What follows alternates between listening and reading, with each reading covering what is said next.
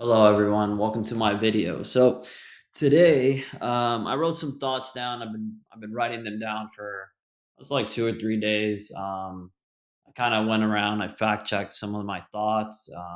I had AI fix my grammar because honestly, I wrote a bunch of stuff out of just going to the gym, and sometimes when I had some free time, I would jot my ideas down.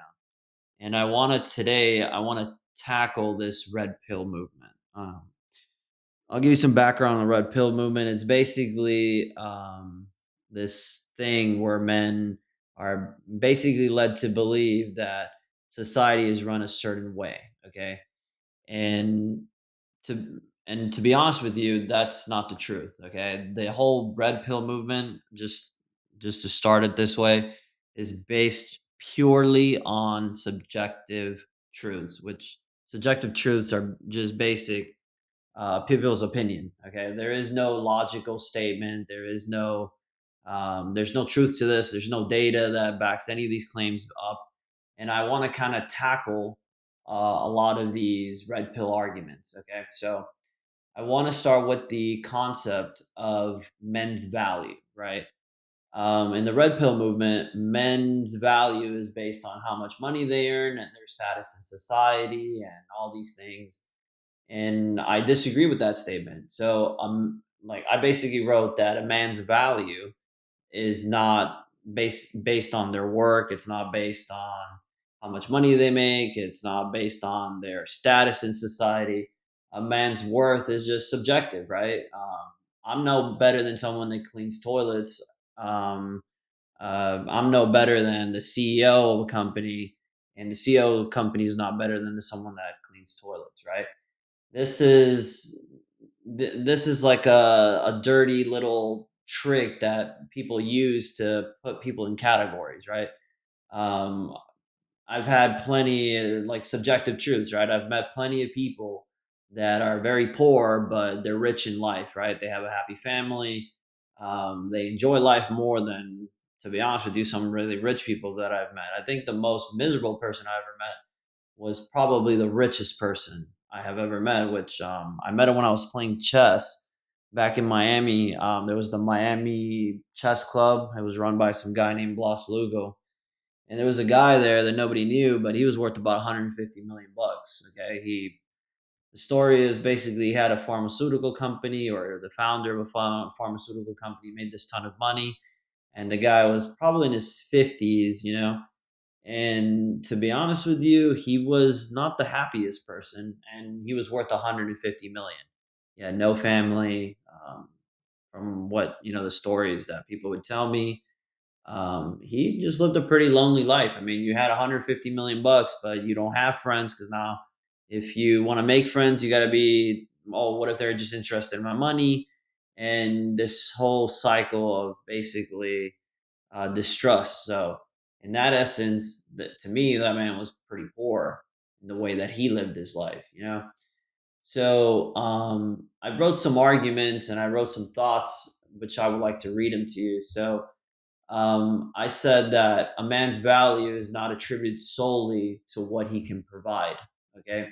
The entire red pill space has driven men to a view of relationships as a simple transaction.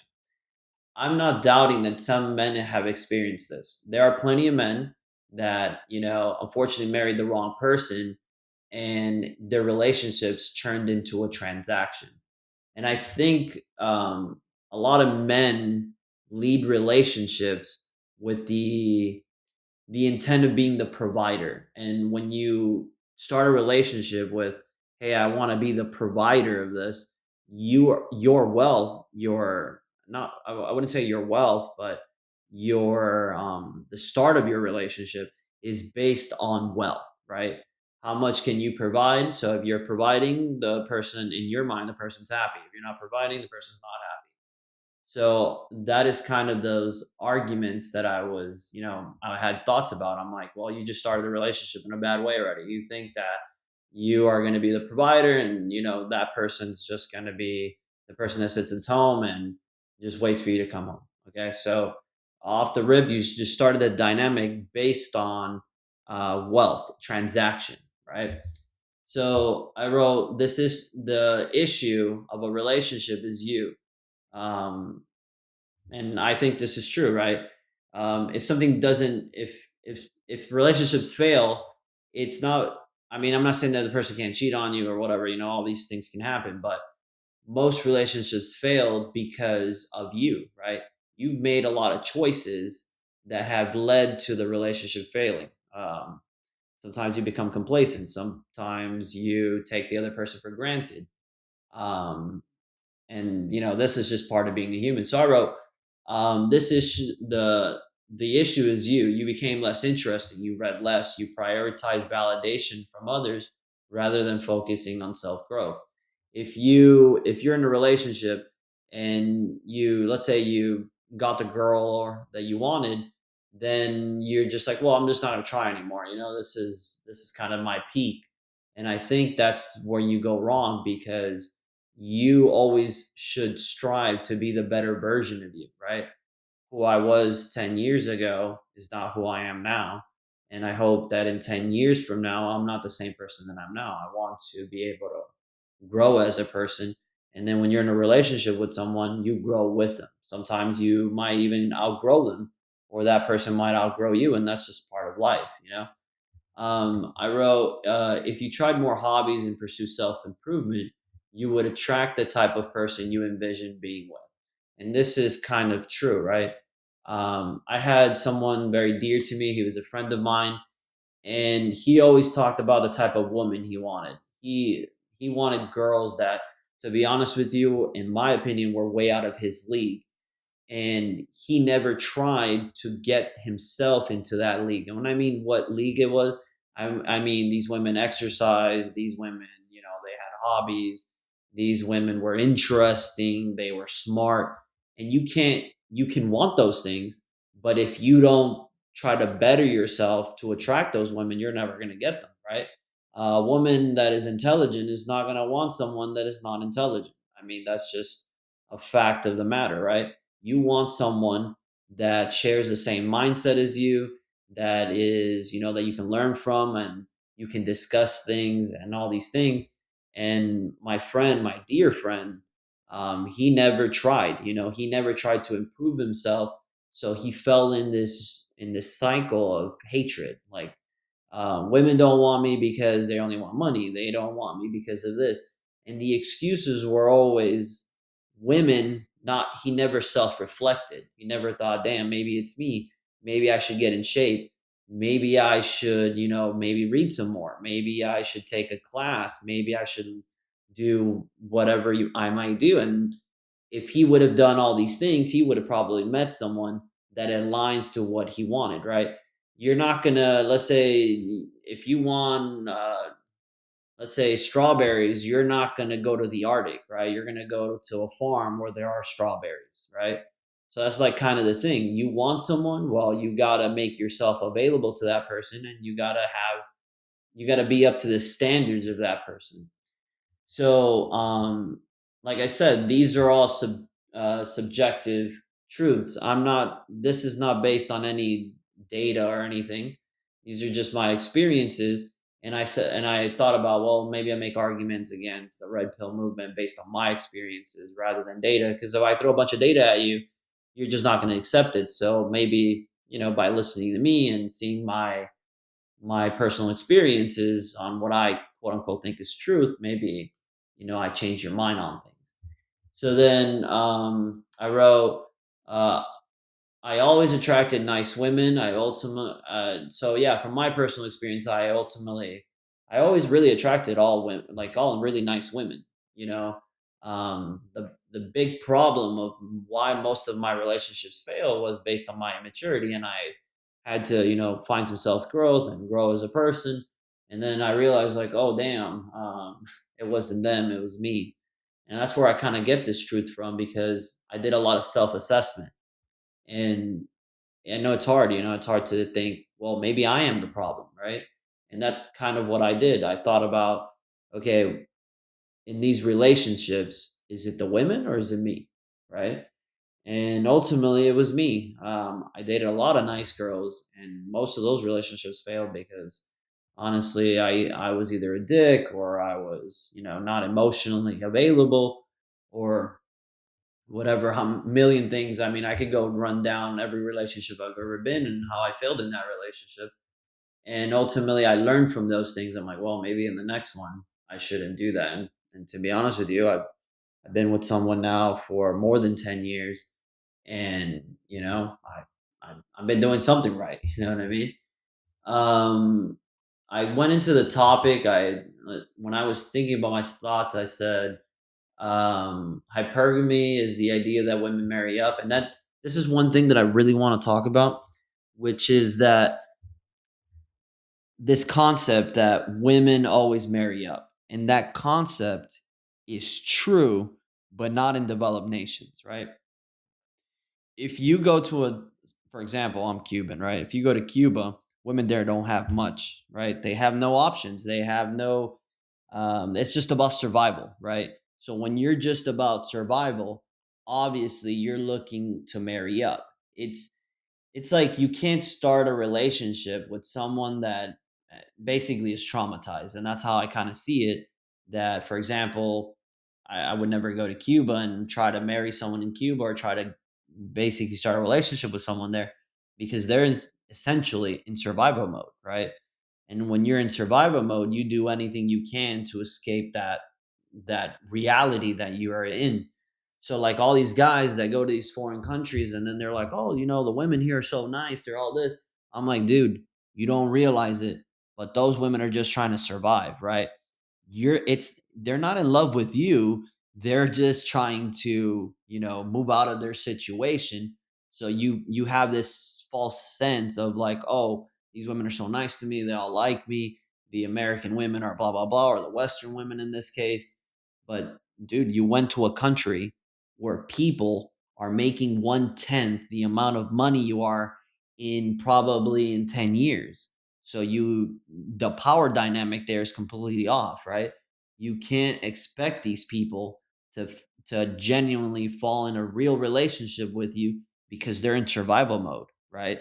So people always shit on Western women, but Western women, when they're with you because they want to be with you, right? I'm not saying there are exceptions out there. I mean, there's exceptions to everything, right? There's exceptions to every rule in the book. But most women, at least from my experience, they want to find someone that is, that wants to work with them, that is interesting, that, they find attractive, that they like sharing common things with. These are, I feel like Western women are true, genuine feelings, because when they like you, right? When someone in a undeveloped country, they like you, but they like what you can offer, which is a better survival rate. So that's when that whole concept of, marrying up. I'm not saying again that all women in, these countries, this is what they do. It's just most of them, they're in survival mode. And that's kind of just the reality of the thing. I mean, I feel like if you go to an undeveloped nation and you try to find a woman there, or you try to get with a girl there, it's just like, dude, what are you doing? Like, you are taking advantage of the fact that you come from a country that is, that you make more wealth than they do in what, 2 years than they make in 10. So right there, the dynamic is not the same, right? That's why like the boss shouldn't date the secretary, because the power dynamic is not the same. You're not building a relationship on equal grounds. And that's kind of the thing. You want to find someone around you that is on equal footing with you, because then that person, you'll know if they genuinely like you or not, right? That's kind of this false sense that these dudes fall into, of this concept of marrying up. Like, oh, all women marry up. No, all the women that you look for are the ones that are marrying up, because you're taking advantage of the system, right? That's just the reality of things. Um, I wrote stuff like, let's see, why ignorance and poverty force the less fortunate to focus on survival. And that's kind of the truth. The question you should ask yourself is, do you live in an undeveloped nation? And yeah, that goes back to that topic. If you don't live in, if you live in the West and you live in a developed nation, what are you really doing there, man? it's like, it's not noble for you to go there. It's actually kind of cowardly. It's like you failed at finding someone in your same circles or in your same country. That's just the truth. Like you're telling me that in the United States there are what, 300 million people, half of them are women. Let's say 30% are in your dating range, in your dating age range, and you're telling me that in 30 or 40 million you couldn't find women there. Like, come on, bro. Like statistics says that it's you, it's not them, right? So that's what I'm saying. Personal growth, basically. Okay. um I made some things where I would say that it's kind of like if you follow them, you might be able to overcome these things, right? I don't want you to just sit there and be miserable and be like, oh, it's all these people's fault. I want you to grow. And I think I made a list of stuff, but when I was trying to put them in from phone to the computer, the listing went off. So I want to read some of them and kind of talk to you about them. So I wrote steps to overcome the subjective truths of the red pill space.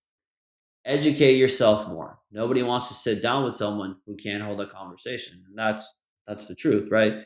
You want to be able to sit with someone and then they'll be like, "Oh, I like this thing," or "I like that." And then you'd be like, "Oh yeah, I know about these things."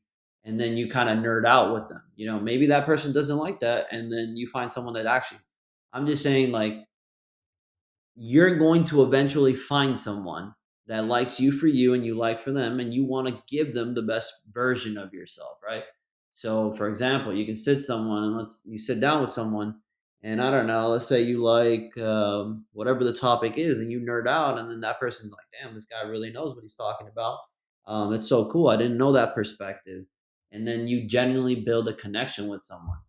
I wrote stay active. Exercise will not only make you more attractive, but also boost your self confidence. And I'm not saying like, go to the gym and just work out relentlessly and start doing, trying taking all these supplements. I'm not saying that. I'm just saying being physical attractive.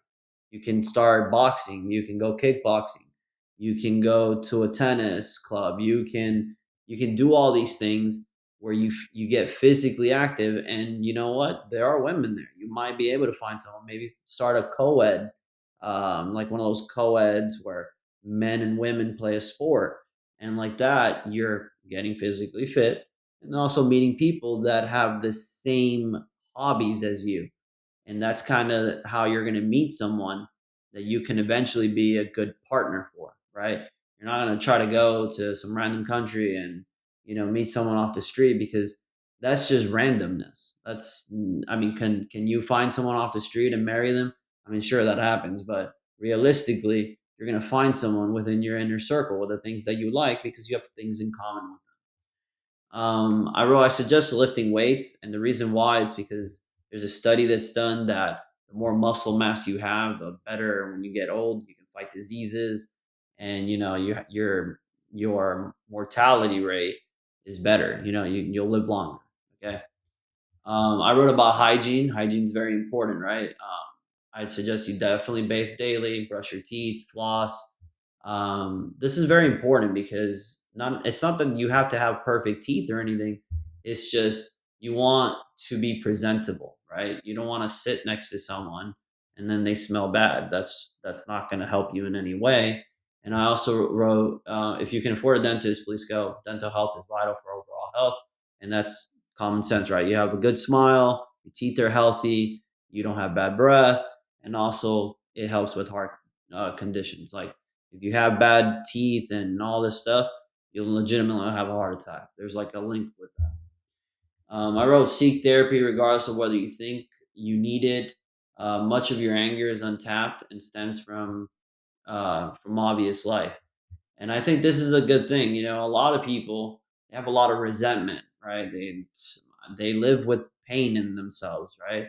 And then what they do is they think it's everybody else, and they don't realize they're just hurting inside. So that's kind of what I put that seek therapy. It really helps you. It kind of it makes you give you perspective on why you act a certain way. Maybe you see things in a different light, like, oh man, maybe this maybe I should do this better. And I highly recommend that. Let's see. Um, I wrote about, mother and father. This is like, if you go to therapy, it's like Freud stuff, right? Where basically your parents obviously left an impact in your life, and maybe you have some unresolved issues with your parents that are affecting your life. And believe it or not, the relationship with your mother and father will definitely help you in the relationship with someone, right? If you hate your mother and you hate your father, then how are you going to be able to, love someone if the first love you ever had, which are your parents, that didn't work out for you, or it's sour. These are things that are like common sense, and they would definitely help you. I wrote, develop a sense of personal style. This has nothing to do with money. It's about finding what looks good on you, and that's the truth. There's everybody's built different. Everybody has different skin color. Everybody has, you have features that are only for you. You got to find the clothes that make your features the best, right? So, for example, I have skinny legs. There's nothing I could do about them. I could work them out. I could do everything in the world, but my legs are just skinny, right? So what do? I don't wear skinnies because if I wear skinnies, then I have sorry, I have tremendous hate for them. My legs look like toothpicks, right? They look like shit. So I can't. I don't do that, right? I wear straights, a little bit baggy, so I could get some volume to my legs, and like that, it makes me feel better, and obviously, it makes me look better, right? I think Mayweather once said, "You have to look good to perform good," right? If you're not looking good and you don't feel good about yourself, the best you is not going to be projected out there, and that's kind of important, right? I went into some random stuff like. Basically how my passion for cowboy boots. This is like it's so funny. I went once to a doctor's office. The dude sat in front of me, and he was wearing red cowboy boots with like jeans. And I thought to myself, this man, he must have been in his 70s or like 65. He was older, right? And I think, damn, this is like the coolest old guy I've ever looked. I want to be like that guy when I grow up. I want to be, when I turn 65, I want to be just as cool as this dude. So I don't know. I guess that fueled my obsession with cowboy boots. Shout out to that doctor. Discipline regarding personal goals. This is very important, right? If you have personal goals, write them down, make mental notes of them, and pursue excellence. This is the key, right? Try to be whatever you like. I'm not saying try to be the best at it, but try to be the best you at it. Okay. Don't compare yourself to anybody. Don't try to be like, oh, I need to be the best at this. No, you need to be the best version of yourself. Like, for example, I've been postponing this, but I really want to learn how to play the piano. And I don't want to. I'm not going to play the piano like, I forgot what this guy is. It's like a professional, but I want to play it to the best of my abilities, and I want to improve on my abilities, and I want to see what the best version of me playing the piano is like.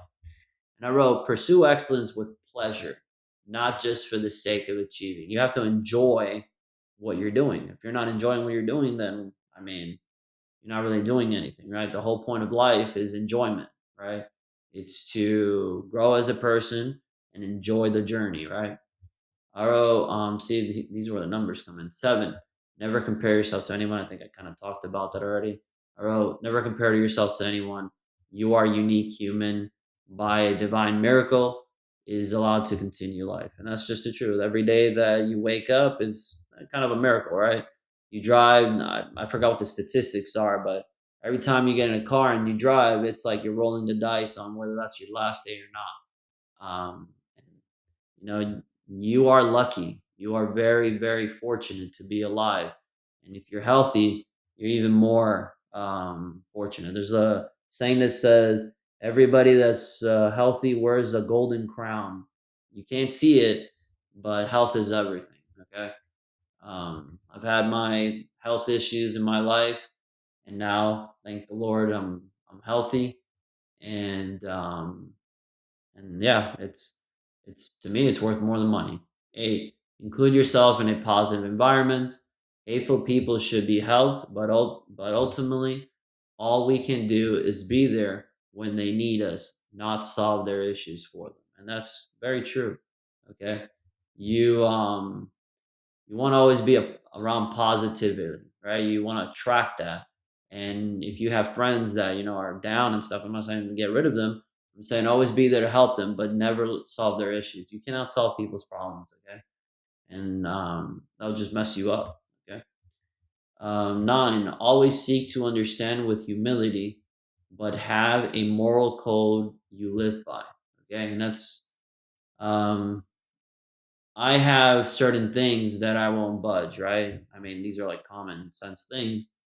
And if I disagree with someone, say in politics, I try to understand why they feel that way. Okay. Um, I I have a friend. She's completely different in my views on politics, right? And I tried to understand where she's coming from, and I do understand where she's coming from. Now, do I agree with her? Obviously not. And I tell her, hey, I don't agree with that, and, but I'm still your friend, and that's kind of the thing that we have forgotten, that we can disagree with people, um, but we can still remain friends. I'll be like, listen, I don't agree with that, and these are the reasons I don't agree with that, but you are my friend, so I respect that you believe in these things. Okay.